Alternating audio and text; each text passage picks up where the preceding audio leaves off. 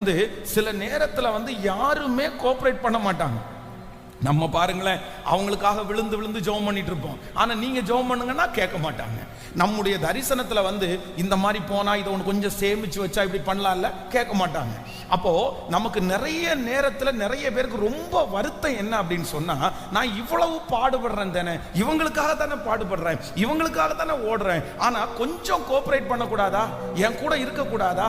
எந்திரினா அப்பதான் நம்ம அவங்களுக்கு தூக்கம் வரும். நம்ம தூங்காம நீங்க உட்கார்ந்து இருப்பீங்க, அவங்க கொரட்டை விட்டு தூங்குவாங்க. நீங்க சாப்பிடாம உபவாசம் இருப்பீங்க, அவங்க லெக் பீஸா தின்னுட்டு இருப்பாங்க. அப்போ நமக்கு நிறைய பேருக்கு என்ன தோணும்னா, ஒரு காலகட்டத்தில் வேண்டாம் வேண்டாம், இவங்களுக்கு பாடுபட்டு என்ன பிரயோஜனம், இவங்களுக்கு ஜெபம் பண்ணி என்ன பிரயோஜனம், இவங்களுக்கு ஒரு அக்கறையுமே இவங்களுக்கு இல்லை.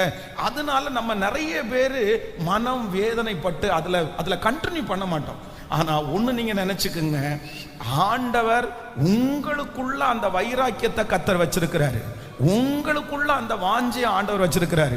உங்களை கொண்டு கர்த்தர் அந்த காரியத்தை செய்ய போறாரு. அந்த இடத்துல நீங்க சீசர்களா இல்ல, அந்த இடத்துல நீங்க தலைவனா இருக்கிறீங்க, தலைவியா இருக்கிறீங்க.